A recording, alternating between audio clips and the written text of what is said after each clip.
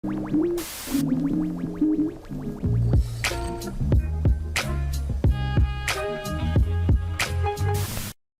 going on, everybody? This is Marcus, and I'm here with my lovely wife, Shira. And we would like to thank you for joining us on another episode of the Black, Married, and Debt-Free podcast. Shira, I'm having fun with these camera angles, with this technology, you know what I mean? Secretly, this is why I do this, right? Shira knows this about me. I just love tech stuff, you know? He likes buying stuff. Yeah. Let's clear it up. You are right. But Shira, I'm hyped to have you with me. It's hard for me to get Shira on camera, y'all. Like, she's just been really just camera shy of late. But I was able to to get her to bless this episode. If you're viewing this on YouTube, you see her. But before we get going, Shira, I want us to tell everyone to give us, kind of sounds selfish, right? Bless us with a 5-star review on whatever platform you're viewing this. And if you're watching us on YouTube, y'all, we got to get these subscriptions up. So do us a huge favor and don't just watch. That's like a peeping Tom, right? But join the family. Come on in. You can come in the house. Yes. So give us a subscription and hit that like button. Hit that like button. You really appreciate it. Yes. And if you are listening to us on the podcast and leave us a 5-star review, please shoot us an email at blackmarrieddebtfree@gmail.com and we will send you a link to our masterclass. So glad that you all are hanging out with us. Yeah. Marcus, how are you doing today? Shira, I'm doing good. I'm doing pretty good. It's burning up outside. It's so hot. I mean, it's like 108. 108. Yes. I mean, it's ridiculous. But we staying cool, staying inside today, so I'm feeling good now.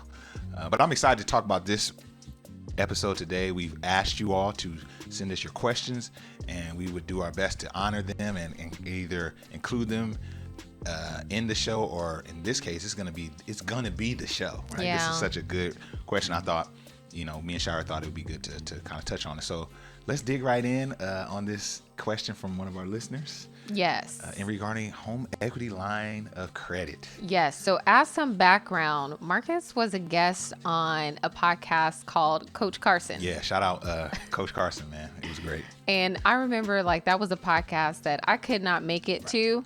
But I remember the day you were doing the interview and I was kind of listening in a little bit, catching what I could catch.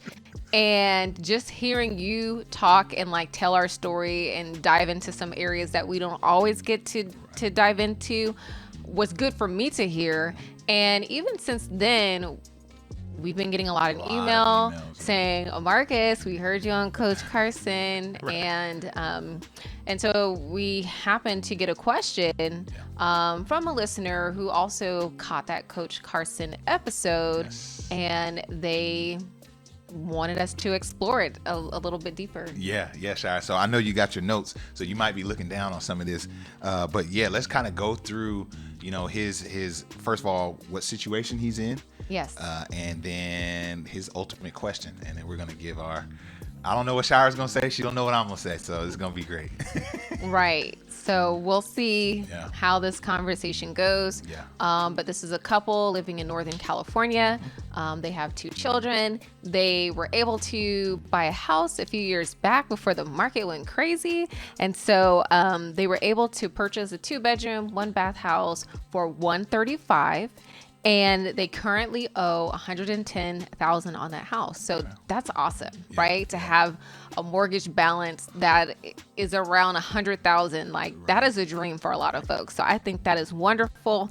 And now their house is worth $275,000. So just to see, equity, right? Yes, that's some beautiful equity, right? Sure. So kudos on that. So it's around $140,000 in equity, and so I think that's excellent.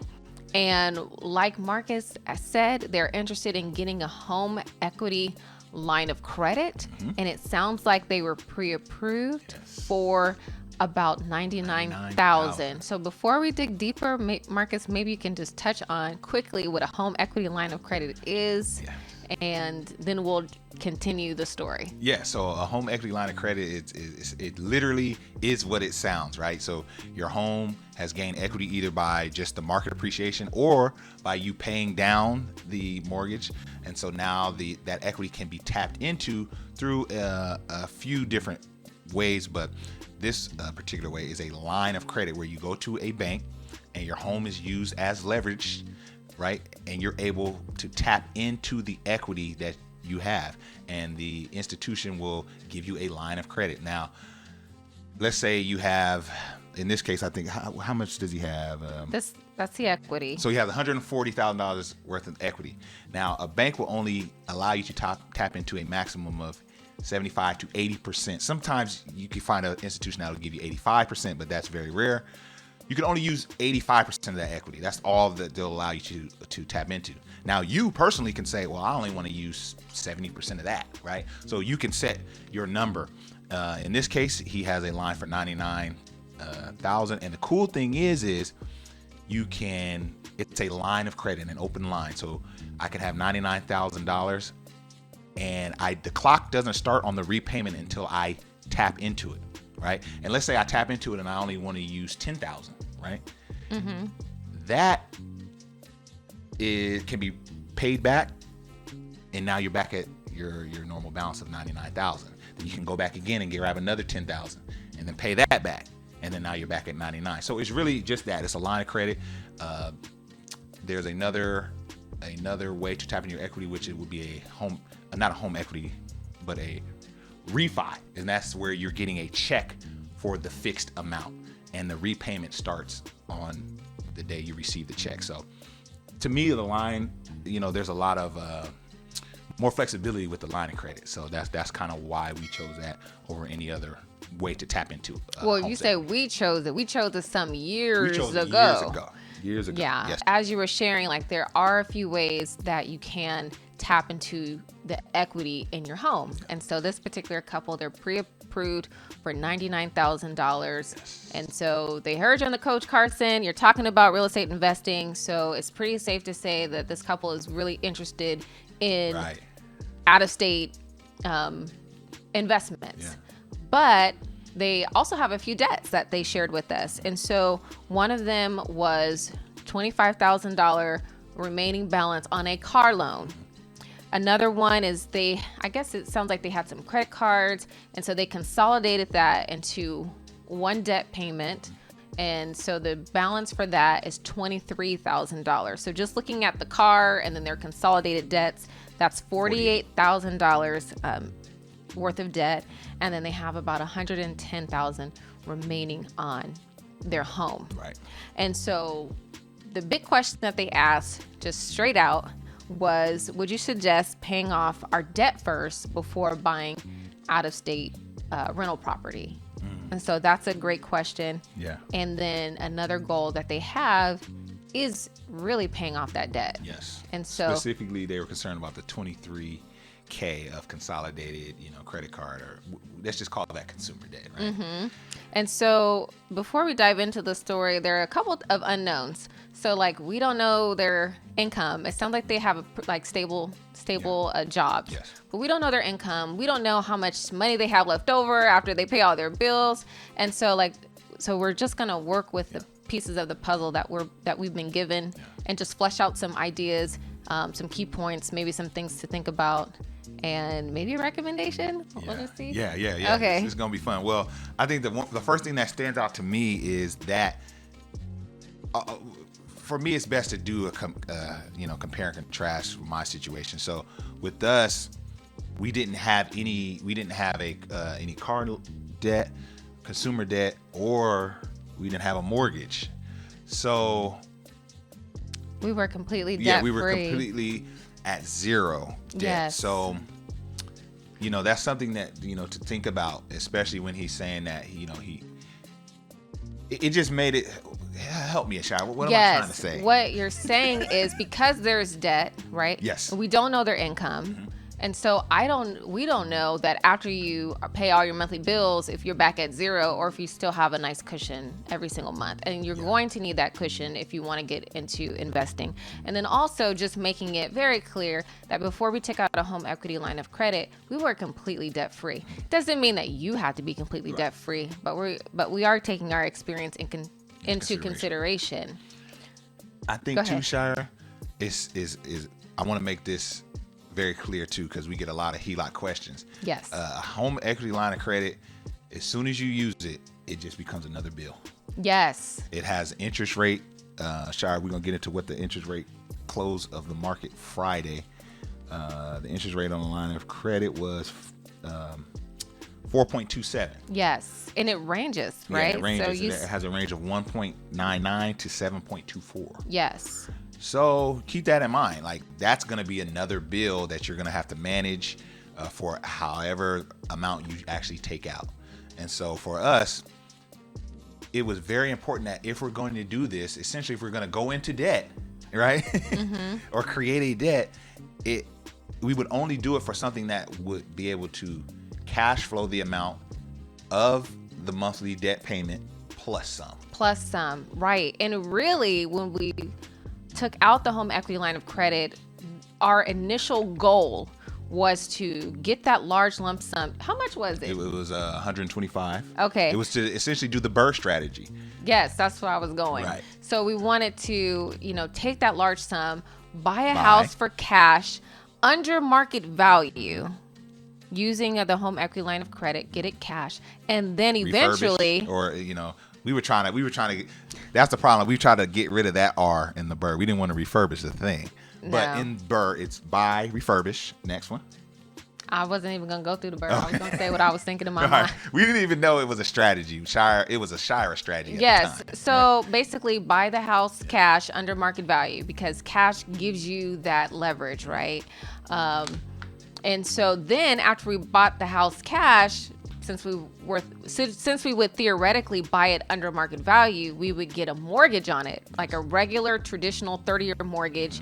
And then that mortgage money would come to us, and then we would pay ourselves back. Yes.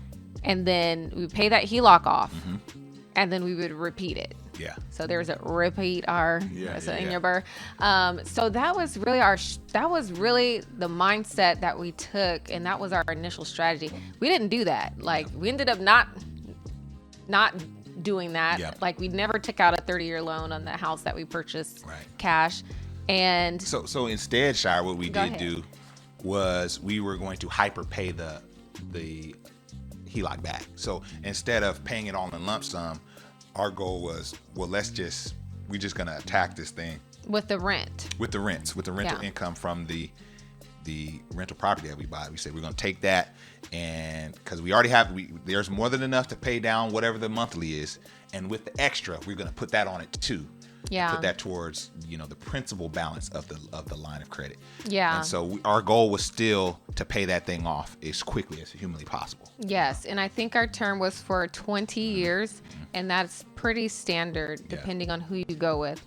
So I do want to go into a couple of points and some considerations as it relates to this individual story. I think that you made it very clear that once a person gets a HELOC, that it is a loan on the house that you're residing in, and you're on the hook for that. Yeah. So if your goal is to buy an out-of-state rental property, and if for some reason it takes 2 months to get a renter in, you're responsible for making those HELOC payments if your strategy is to in fact buy a house for cash. You might take the home equity line of credit and then use that money as a down payment money to purchase a rental property. And if that's the case, you're on the hook for that, but you have to make that HELOC payment and a mortgage payment. So now that's 2 payments for one property. And I hope I haven't lost y'all on that. I'm with you. Right. So just knowing that you're on the hook. The other thing is that you are likely a young growing family. So one of the things mentioned was you have a 2-bedroom house with two bedroom, one bath. 2-bed, 1 bath. 2-bedroom, 1 bathroom house. And so when we took out our home equity line of credit, we were in a similar situation. We were kind of like in a condo, and we knew that eventually we would want to move into a single family home. And eventually we did sell that condo. We sold that condo and we moved into our single family home. And when we did that, guess what? That HELOC came due. And so when we sold our condo, thankfully it was paid off. When we sold our condo, we had to also pay off the HELOC. Yes. And then we were able to keep the remainder. Yes. So imagine if we had to pay off a mortgage and the HELOC. Yeah. So that would have been less cash to move into our single family. Right. So just know that you're on the hook. And so with that, it's important to have some savings, some reserves, and all of that. You have anything to add to that particular point? No, I think that's very key, is knowing like the costs associated with getting a rental property that may be hidden, right? So like Shire said, like let's say if you're buying a house cash, you're still paying taxes and insurance, right? So that's in addition to your HELOC that you would be paying back. You're also if you're out of state doing some out of state work, if you're like us, you have a property manager managing it, so those fees come to play. And then before you're able to get a tenant in there, you're on the hook for all the utilities, and so you have to just keep that in mind too. So yeah, nest eggs are important, and then an overall fund for emergencies on each property or something breaks. Now, one could say, well, I have this line of credit that will serve as my emergency. Yes. That can true. work too. Yep. But yeah, just consider all those things. Right. And then the other thing is thinking about how investing in out-of-state properties, how it is going to contribute to your overall plan to either retire early or to reach financial independence. Yes. And so some basic questions are you currently investing? So are you investing in a 401k or a pension option through your job? Do you have a Roth IRA? So also, or is this your first time to invest? Doing any investing of any right, sort. of doing any investing of any sort. And like, do you want this to be the first? It doesn't matter, but you want to think about your overall goal and think about how a choice is going to contribute to that. Yeah. One thing that we like to let folks know, at least the folks that we've coached, is that one property is not going to change your life. Yeah. Like, you really have to have a long-term plan. So for us, the HELOC was like putting money into a carousel to make it go around. So it got us going, right? But eventually that carousel will come to a stop. And if you want it to go again, you're going to have to put some more money into it. So what that means is that eventually your HELOC will run out. Your HELOCs will help you to probably get a few houses or one really, really good one. Like in our case, that's what it did. But then what will you do after that? And you also have to think about your cash flow. So for a lot of folks, if you see, $200, $300 a month, that's really seen as solid. That's a solid cash flow. So you have to say, well, is it worth going through all this trouble? All of this. Finding a property, finding a place in the part of the country to invest in, flying out there, because we see our properties. We feel that's very important, at least you don't have to, but we do go out and we see our properties. And so you go through all of this work for $200-$300. So you have to ask yourself, is it worth it? Right. Think of your long-term plan. Is it repeatable? So right now we're at a point to where we're no longer using the HELOC because we don't have a HELOC right now. The HELOC that we did have is currently paid off, but we have a system in place in a strategy for purchasing other properties. So we have a long-term goal. So also be thinking about your long-term goal. Yeah.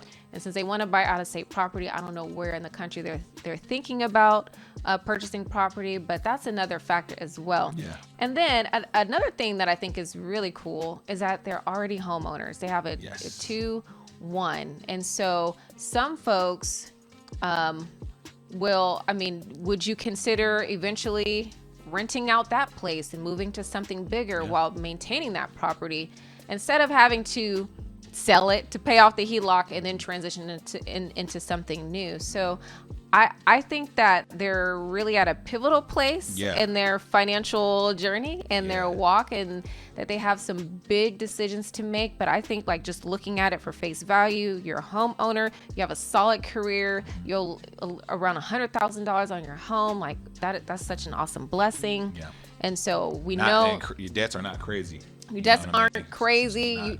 You've already consolidated your debts, and it sounds like you have a plan to really pay those off. So I do think that you are in a good position. I think that sometimes we want to rush.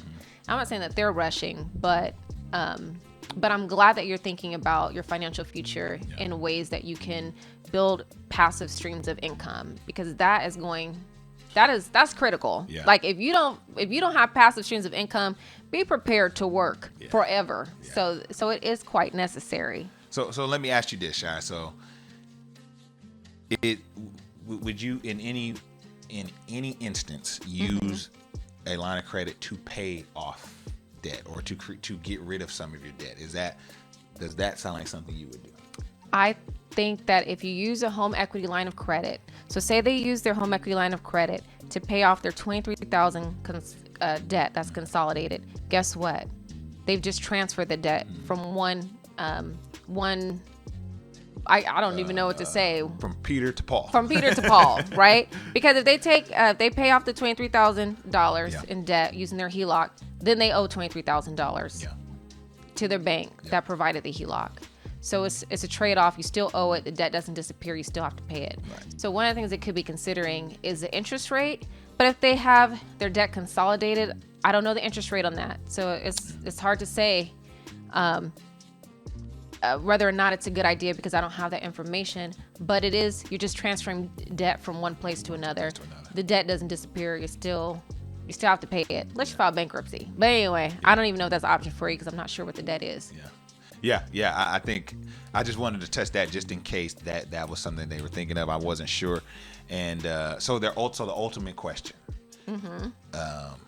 which was, would you suggest paying off debt first before buying out-of-state rentals? Yeah, I think for us, that gave us peace of mind, because like Shire said, you're managing more payments, more debt essentially, right? Even if you use it to put a down payment on a home, I think that was a really good scenario that Shire highlighted. You use your line of credit to put a down payment on an investment property. Now the investment property has to pay out enough to cover the line of credit and the mortgage that's on the home now. And now you still have your home mortgage. Right. You still have have your 3 car. payments. You still have So I think if you're comfortable with that, then you can move as such. But you have to consider that. For us, it was smarter for us to just pay our debts off. And that's just me and Shire personally. We felt better. We felt more at peace about starting at zero. You know, some people would say, well, why'd you do that if you're just going to kind of do it, get into debt again. More. But for us, it's like, let's start this thing at zero. Let's accomplish this goal. And then we're going to move to the next goal. And we already know we some goal killers because we just killed the last goal. So for us, that it really helped. And I'm not saying like pay off your home and your car and your credit. Like, that's not what we're saying. But in terms of the question, should you pay debt off first? And if we're highlighting the consolidated debt, which is, I think, the main concern, I would definitely lean towards paying that off first. It's $23,000. I know it sounds like a lot. It is a lot. But I think y'all can do it. I think you all can do it. And like Marcus said, it would definitely bring peace of mind. And then you also have to think about like your partner and their risk tolerance. Like Marcus and I, we have 2 different risk tolerance. I mean, if y'all both feeling froggy, then leap. You know what I mean? If y'all both feeling froggy, but for us, I'm a security seeker. And so, and Marcus is a risk taker. Man, I'm like, let's go. He's ready. Like if he would buy another house tomorrow, and I'm just like, hold on. Don't tempt me. Oh my goodness. But anyway. So you have to also consider your risk tolerance. And your ability to manage a lot of moving parts. Like you can still invest, like we mentioned earlier. Like, are you maxing out your 401k or at least contributing to it? I know it's difficult for a lot of folks to max that out. Are you contributing to your 401k? Do you have a Roth IRA? Like, there are ways that you can make good, positive choices that are not necessarily real estate, but real estate is one avenue. Yeah, and I love that you said that, Shai, because so we paused all investing to pay off debt. And I don't know if I recommend that. Like, in retrospect, we lost a lot of time in the market, whatever market, housing market or, the stock market. We lost a lot of time that now we're having to make up for that. So we don't recommend like not investing at all. But like Shire is saying, maybe real estate investing can wait until your debts are paid, but there may be other opportunities to invest in the market with your 401ks. and those don't seem as fun. Oh, Like right. no one's gonna tune into a channel where they're just talking about how they're investing into their 401. Like, I know that doesn't get the clicks as much as like, man, I'm buying properties and I'm buying this. Like, it sounds so cool to say. Like, I get it, but you just want to take all this into consideration before you make your decision. But ultimately, Shire, I think it's safe to say we can't choose for anyone. No, all we can do is lay out these ideas, and the ultimate choice is up to you. Yeah, it's up to you. And I think that you're in such a good place. Yes. And like, because you're in a good place, that's why you qualified for that home equity line of credit. Like, you wouldn't have qualified if you weren't in a good place. So, like, I think you should be like proud. Like, there's a lot to be proud about. And then also, I'm pretty sure that we answered the question around the debt, that we would focus in on the debt. And also think about that cash flow, and is it worth going through the home equity line of credit, and like, what is your end game? What is your goal ultimately? Because after that home line of credit is spent, how are you going to continue to keep things alive? And so that's just another question to explore. Yeah, Shire, this has been great, man. Thank you for help tackling this with me. I couldn't. You brought out some great points. So this has been fun. Hopefully we answered your question to the best of our abilities. And thank you for checking out another episode of the Black Married and Debt Free podcast. If you have any questions, email us. We will either make it a part of the show. I will either answer it via email, or it will be its own show. You know what I mean? We're always wanting to engage you all. This is a community. We're trying to be a community, not just two talking heads. So come on, join the conversation. We really appreciate it. Email us at blackmarrieddebt@gmail.com. And that's all I got, Shay. You got anything else? No. All right. We're going to holler at y'all on the next episode. Peace. Bye.